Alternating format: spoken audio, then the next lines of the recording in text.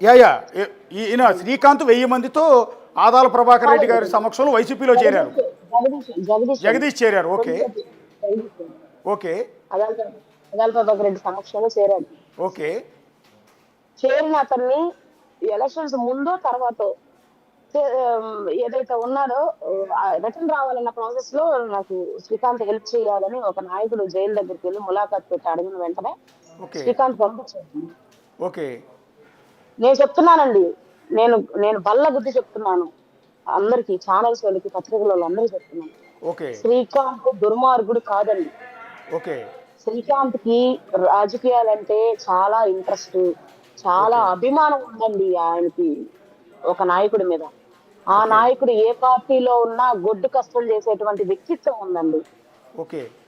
నేను అడుగుతున్నానండి హోంమంత్రి గారు, మీ ఛాంబర్ కి ఒక పెద్ద నాయకుడు వచ్చి ఆయన నాకు హెల్ప్ చేశాడు, ఎలక్షన్ చేయడానికి హెల్ప్ చేశాడు, ఆయన బయటకు తేడానికి మీరు హెల్ప్ చేయండి అని ఒక ఫైల్ మీకు ఇచ్చారండి. అది నిజం కాదా అని అడుగుతున్నానండి నేను. అవన్నీ మీరు ఎందుకు వాస్తవాలు దాచిపెడుతున్నారండి? ఈ రోజు సమస్య వచ్చిందని నేను కానీ శ్రీకాంత్ వాళ్ళ ఫాదర్ కానీ ప్రిన్సిపల్ సెక్రటరీ గారు సంతకం పెట్టేసుకొని ఏమైనా ఆర్డర్ తెచ్చావా అండి అని అడుగుతున్నాను. కాదే. అంటే ఆ పెద్ద నాయకుడే డైరెక్ట్ గా ఫైల్ తీసుకెళ్లి అనిత గారి దగ్గరికి వెళ్ళి పెట్టారు. అది ఆయన బయటకు తేవాలి అన్న ఉద్దేశంతో. చెరోలు కాదండి అది. చెరోలు కాదండి. ఓకే. మరి ఎందుకంటే అంతగా ప్రేమించే వ్యక్తి, అంతగా అభిమానించే నాయకుడు శ్రీకాంత్, ఆయన అంటే ఇష్టం, ఆయనకి శ్రీకాంత్ అంటే ఇష్టం, అలాంటి వ్యక్తి ఎందుకు ఇప్పుడు పట్టించుకోవట్లేదు? ఏదైనా మార్చేది చెప్పుడు మాటలేనండి. ఎంత మనిషినైనా చెప్పుడు మాటలు మార్చేస్తాయి. జగదీష్ ఏ విధంగా చెప్పుడు మాటలు చెప్పాడో నాకు తెలియదు కాదండి. సీన్ మొత్తం రివర్స్ అయిపోయిందండి. ఇప్పుడు ఈ రోజు నా వీడియోలు బయటకు రావడానికి కానీ, శ్రీకాంత్ ఈ రోజు బంధించబడ్డా నిజంగానే బంధించున్నాడండి. ఇంతకుముందు ఆ కర్మ ఆయనకు లేదు.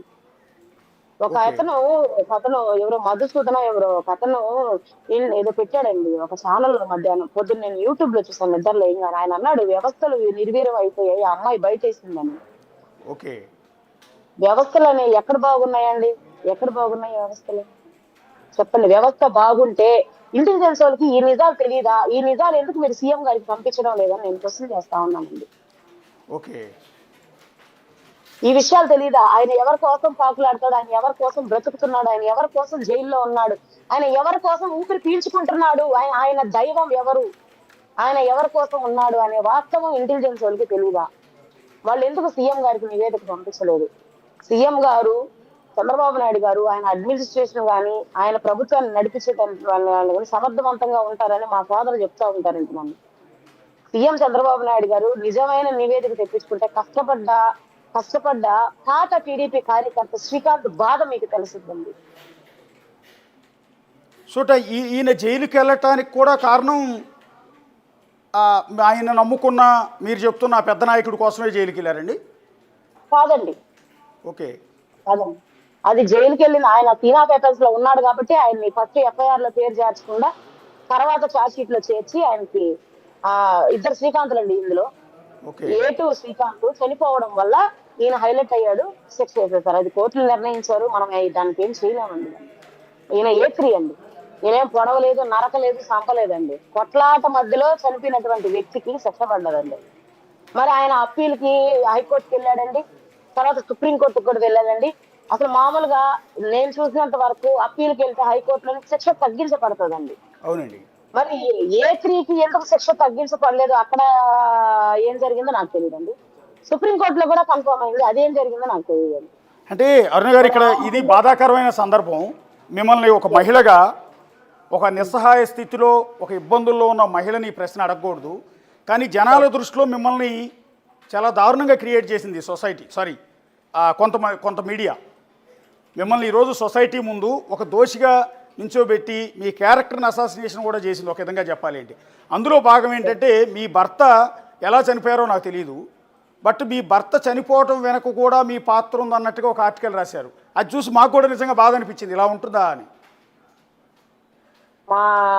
నా భర్త ఎలా చనిపోయాడనే దాని మీద సమర్థవంతంగా కేసు కట్టి అప్పట్లో ఇన్వెస్టిగేషన్ చేసింది శ్రీనివాస్ గౌడ్ అనే ఒక ఎస్ఐ గారండి. ఇప్పుడు ఆయన సిఐగా 6th టౌన్ లో ఉన్నాడండి. ఆయన ఇంటర్వ్యూ తీసుకోండి మీరు, ఛానల్స్ వాళ్ళందరూ కూడా, ఆయన చెప్తాడు దానిలో. నాకు అసలు అప్పుడు 18 సంవత్సరాలు ఉంటాయండి. 18 సంవత్సరాల వయసులో నాకు ఎవరు తెలుసండి? నాకు నెల్లూరులో Atmakur bus stand, Gandhibomma centre తప్ప ఏమీ తెలియదు. అది కూడా మా అమ్మతో వెళ్ళేదాన్ని, మా అమ్మతో వచ్చేదాన్నండి. ఓకే.